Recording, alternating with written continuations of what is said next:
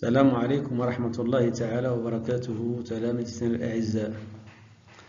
إذن أقدم لكم امتحان موحد محلي لنشهد السلك الإعدادي لعلوم فيزيائية نموذج تجريبي لاستعداد ليوم غد إن شاء الله، بالتوفيق للجميع.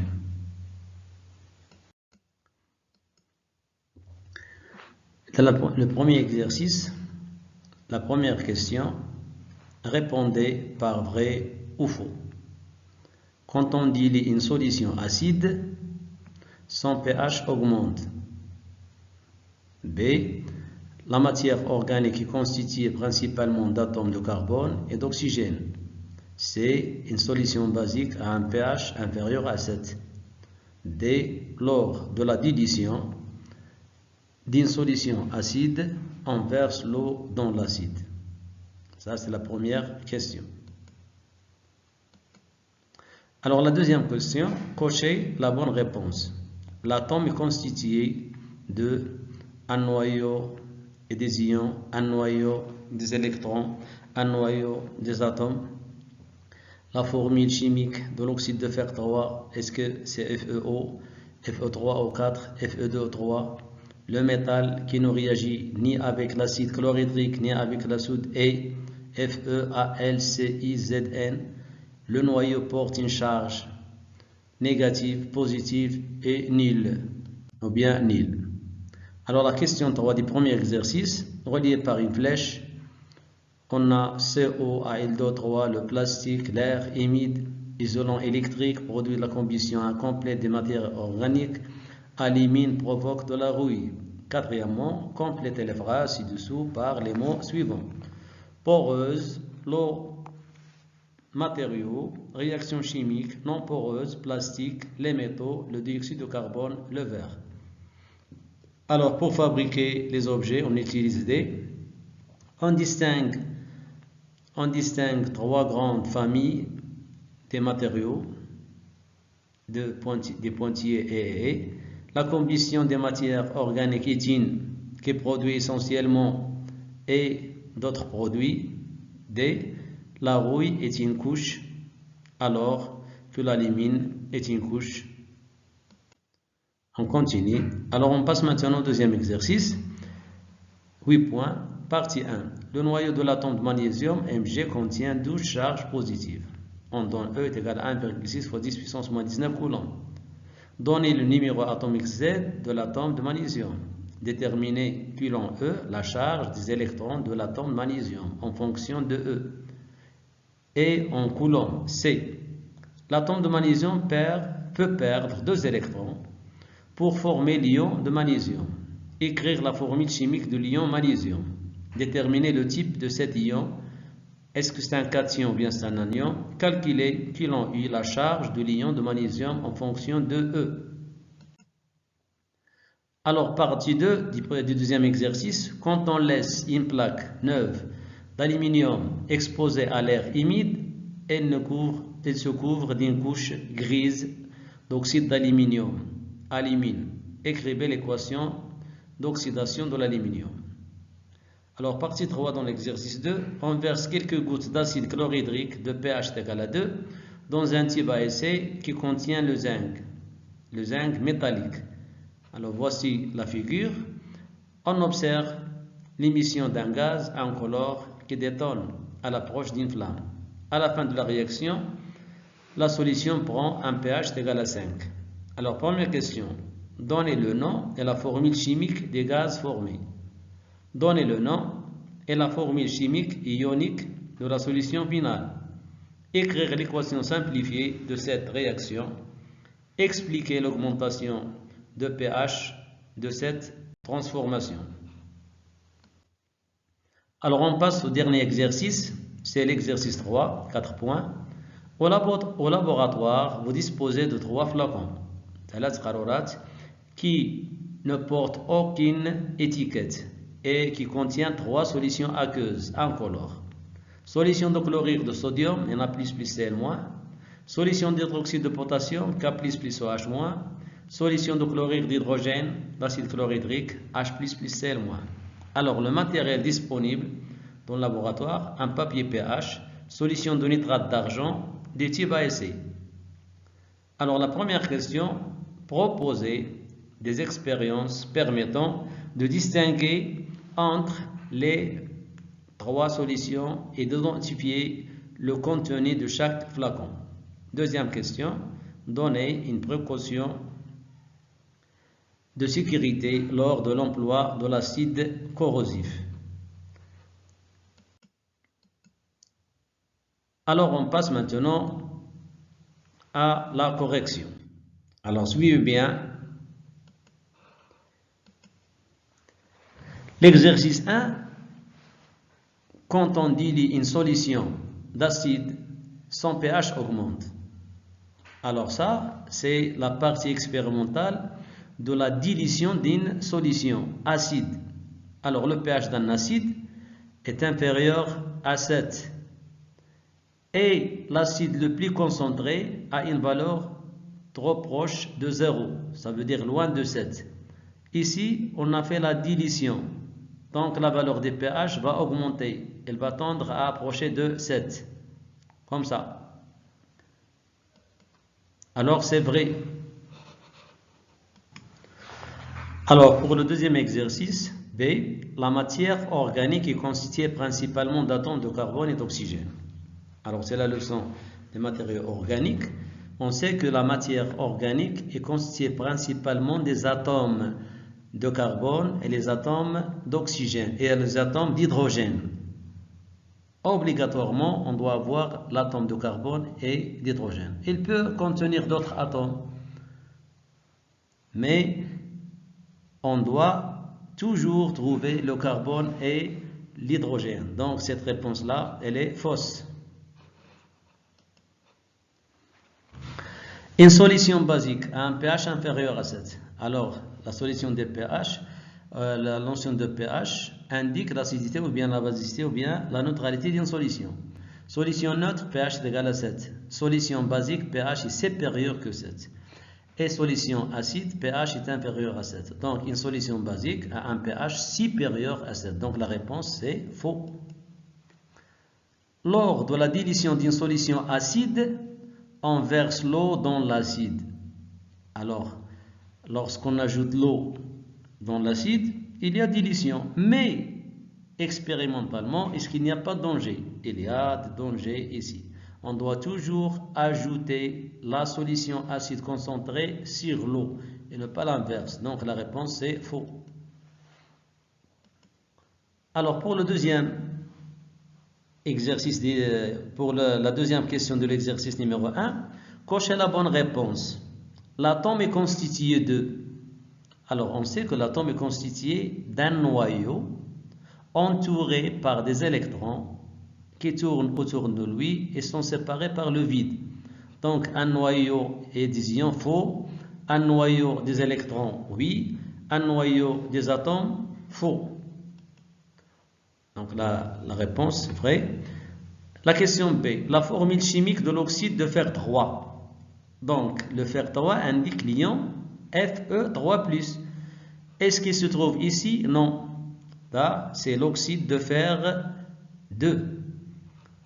Ça, c'est l'oxyde de fer magnétique. Celui-là, c'est l'oxyde de fer 3. Donc, c'est la bonne réponse. Le métal qui ne réagit ni avec l'acide chlorhydrique ni avec la soude. Et ici, c'est la leçon de l'action des solutions acides et basiques sur les métaux. On a les 4 métaux ici, le fer, l'aluminium, le cuivre et le zinc. Et on sait que le métal qui ne réagit ni avec l'acide chlorhydrique ni avec la soude, c'est le cuivre, celui-là.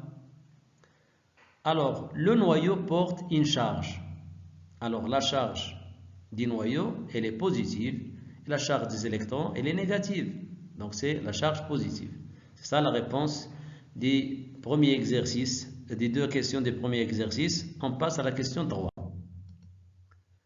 Alors, la question 3, reliée par une flèche. On a CO, monoxyde de carbone, ALO3, l'alumine, ou bien l'oxyde d'aluminium, le plastique, l'air humide. Alors, CO, est-ce que c'est un isolant électrique? Non. produit de la combustion incomplète des matériaux organiques. Oui, dans la combustion d'un matériau organique, c'est la combustion complète. Obligatoirement, on a l'eau, H2O, et le dioxyde de carbone. Donc, CO, elle est produite lorsque la combustion est incomplète. Ça veut dire qu'il y a insuffisance d'oxygène. Donc, voilà la réponse. AL2O3, c'est l'alumine. C'est l'oxyde d'aluminium. Alors, le plastique, qu'est-ce qu'il fait le plastique? Est-ce qu'il c'est un isolant électrique ou bien provoque la rouille? Donc, c'est un isolant électrique. Et l'air humide, c'est lui le responsable de la production de la rouille pour le fer. Donc, voici les réponses. Donc, chaque leçon, on donne quelques questions pour tester la compréhension de la leçon chez l'élève. Alors, la quatrième question, complétez les phrases ci-dessous par les mots suivants.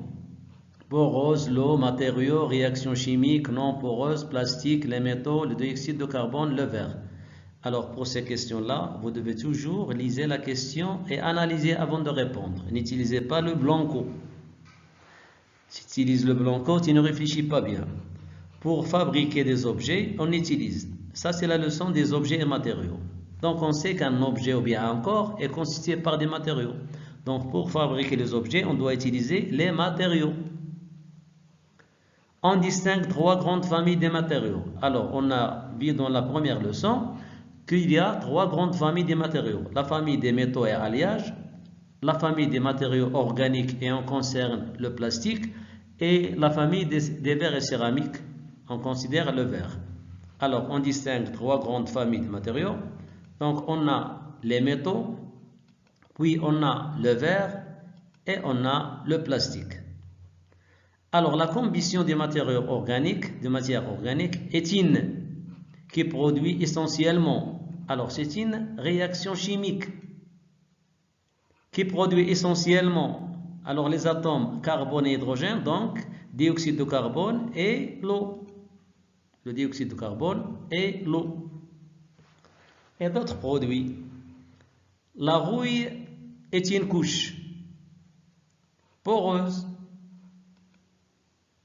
alors que l'alumine est une couche étanche ou bien non poreuse. C'est ça la réponse de chaque question. Alors maintenant, on passe à l'exercice numéro 2. Alors, partie 1, on doit bien réfléchir dans ce deuxième exercice. Le noyau de l'atome de magnésium, de symbole chimique Mg, contient 12 charges positives. On donne E est égal à 1,6 fois 10 puissance moins 19 coulombs. Alors, 12 charges positives, ça veut dire la charge du noyau. On donne E. E, c'est... Alors, c'est la valeur de la charge élémentaire en coulombs. La première question, donnez le numéro atomique Z de l'atome de magnésium. Alors, le numéro atomique, il signifie le nombre de charges positives de l'atome et le nombre de charges négatives de même atome. Donc, donnez le numéro atomique Z de l'atome de magnésium. Alors, on le note avec la lettre Z. C'est 12. Z est égal à 12. Alors, déterminez coulomb E, la charge des électrons, quantité d'électricité des électrons, charge des électrons de l'atome magnésium en fonction de E et en coulomb. Alors, on sait que la charge des électrons est égale à moins ZE et la charge des noyaux est égale à plus ZE. Donc ici, on va écrire coulomb E est égal à moins ZE est égal à moins 12E. Alors, en coulomb, on va remplacer cette E-là par la valeur 1,6 fois 10 puissance moins 19 coulombs. Donc, la réponse en coulomb, coulomb E est égal à moins 12 fois 1,6 fois 10 puissance moins 19 coulombs est égal à moins 19,2 fois 10 puissance moins 19 coulombs. Ou bien 1,92 fois 10 puissance moins 18 coulombs. Si vous travaillez avec une calculatrice électronique, il vous donne moins 18. 1,92 moins 18 coulombs. Alors, l'atome de magnésium peut perdre 2 électrons.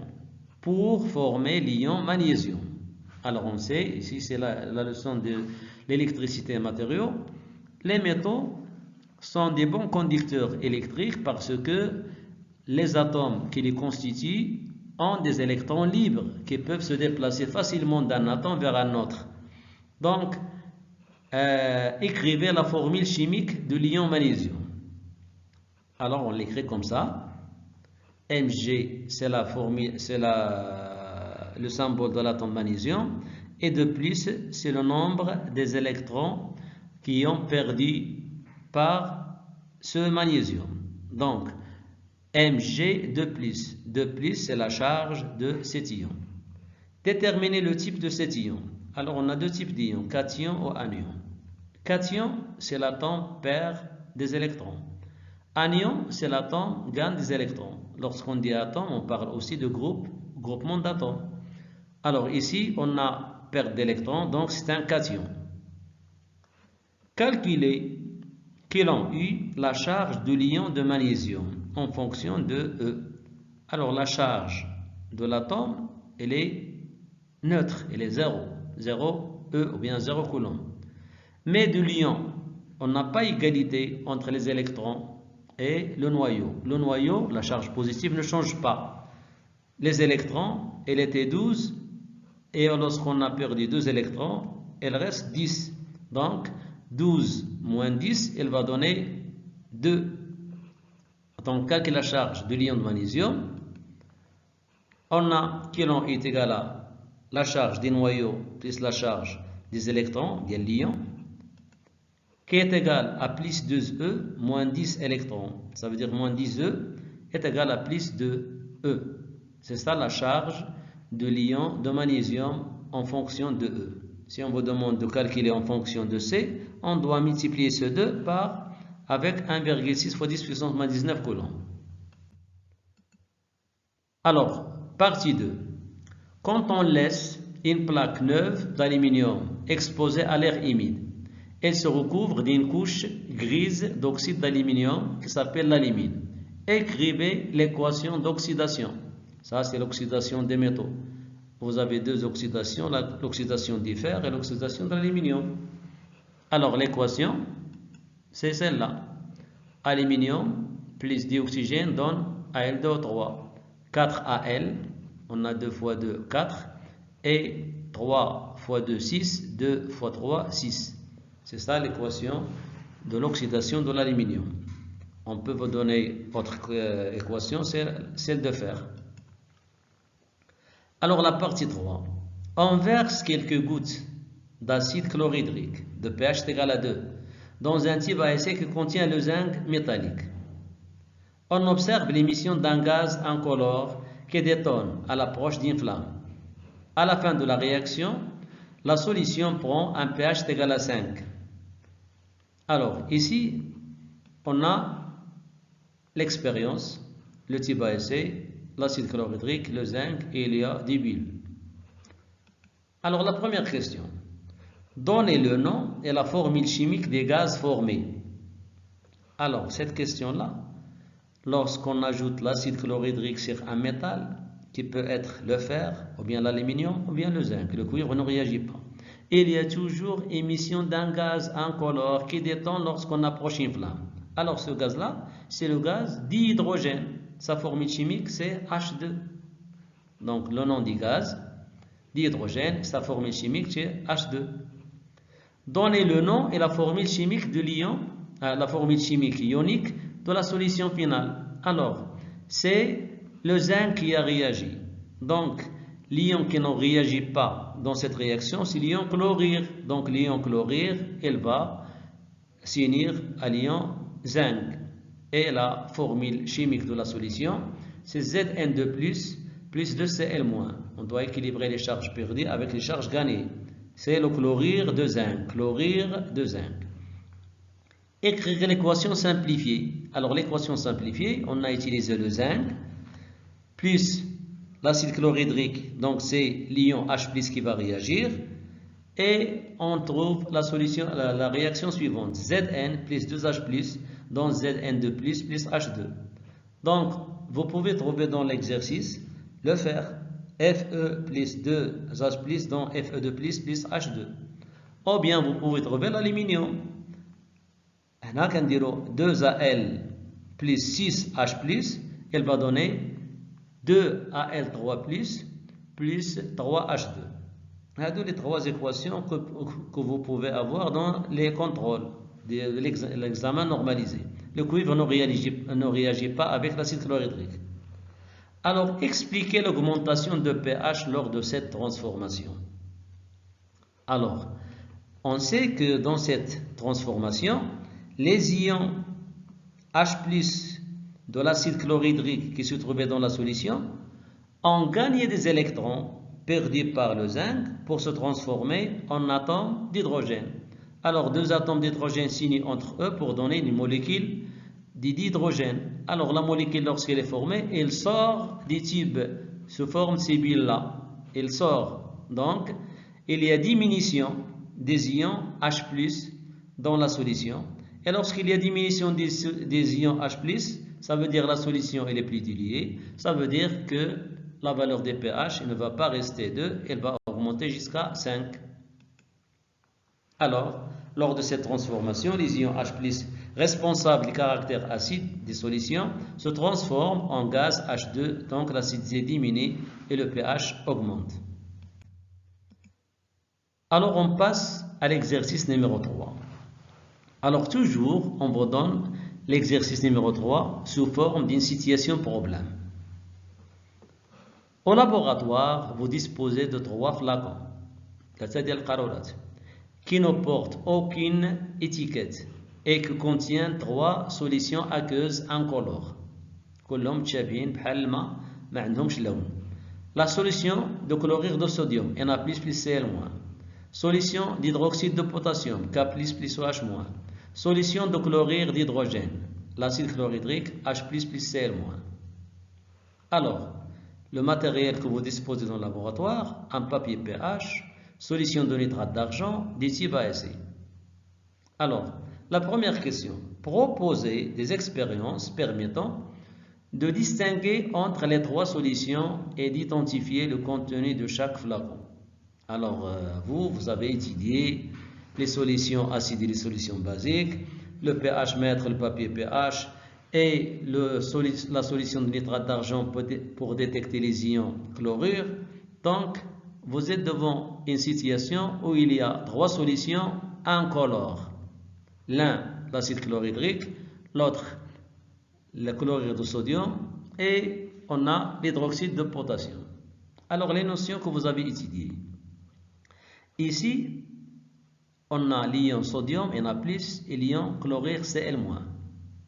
Donc, l'acidité ou la basicité ne dépend pas de Na+, ou bien Cl-. L'acidité, elle a le critère H+, qui est dominant, H+ supérieur que HO-, et la basicité, il y a HO-. On a le pH, potentiel d'hydrogène. Donc, on doit utiliser le papier pH. Et on touche une goutte de la solution 1. Qu'est-ce qu'on va trouver? On ne sait pas que c'est Na+, Cl-. C'est une solution X. Alors, si la couleur qu'a pris le papier pH correspond à un chiffre qui est inférieur à 7, donc cette solution-là, c'est une solution acide. Si elle est égale à 7, c'est une solution neutre. Si c'est une solution, si la valeur des pH est supérieure à 7, c'est une solution basique. Alors, d'après ces formules-là, la solution acide, c'est celle-ci, H+, Cl-. La solution basique, c'est K+, OH-. Et la solution neutre, c'est Na+, Cl-. Donc, avec le papier pH, on distingue les 3 solutions.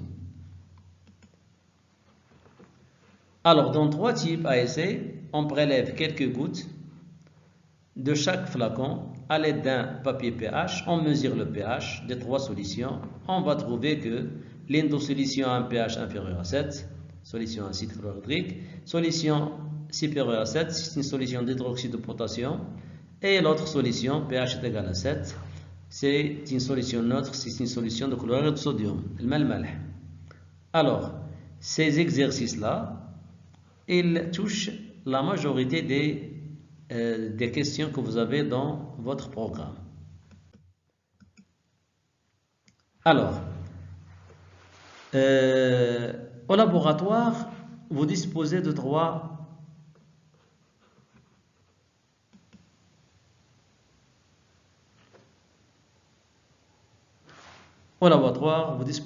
flacons qui ne portent aucune étiquette et qui contiennent 3 solutions aqueuses incolores. Alors la deuxième question. Donnez une précaution de sécurité lors de l'emploi de l'acide chlorhydrique corrosif. Alors on a l'acide corrosif, qu'est-ce qu'il dit? C'est un acide qui attaque la peau, qui attaque les yeux, qui attaque tous les corps qu'on touche avec cet acide-là. Il est dangereux. Donc c'est le corrosif, on doit savoir le pictogramme de corrosivité de cet acide, quelconque l'acide chlorhydrique ou quelconque la soude ou n'importe quelle solution qui a un danger, qui attaque la peau, attaque les yeux, attaque la respiration, et ainsi de suite. Donc, on a plusieurs précautions. On doit porter des gants, des lunettes, de protection et d'une blouse. Éviter de goûter l'acide ou bien de respirer sans vapeur. Alors, c'est dangereux pour ceux qui font le ménage et utilisent l'acide chlorhydrique fumant. Ils doivent apporter des masques parce que ils vont être attaqués par la vapeur de l'acide qui est dangereux pour la santé. Donc, vous avez vu que le problème de cet exercice-là, il comporte toutes les parties du programme. Il reste un peu de questions qu'on n'a pas touchées ici dans cet exemple-là. C'est comment identifier les ions Fe2+, Fe3+, Ce2+, Al3+, et Zn2+. Alors, dans ces exercices-là, qu'est-ce qu'on utilise? On utilise l'ion OH-, l'ion hydroxyde. Par exemple, la solution qu'on vous a donnée ici, vous pouvez trouver des exercices comme ça. On a trouvé la solution Zn2+, plus 2Cl-. Alors, comment mettre en évidence l'existence de Zn2+? On ajoute les ions OH-. On a Zn2+, plus 2H-, elle va donner ZnOH2, hydroxyde de zinc, de couleur blanche gélatineuse. Et comment détecter l'ion chlorure? L'ion chlorure, on l'identifie avec la solution de nitrate d'argent. L'ion chlorure, il est incolore. Et lorsqu'on lui ajoute la solution de nitrate d'argent, l'ion argent Ag+, réagit avec Cl- pour donner le précipité HgCl, chlorure d'argent.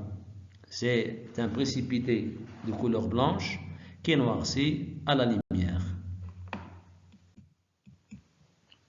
J'espère que vous avez bien assimilé cet exercice-là ou bien ce normalisé-là. والله المعين الله الموفق وركزوا مزيان في الامتحان راه سهل ما صعيبش والتوفيق للجميع إن شاء الله. وإلا كان شي كيستيون on peut la traiter.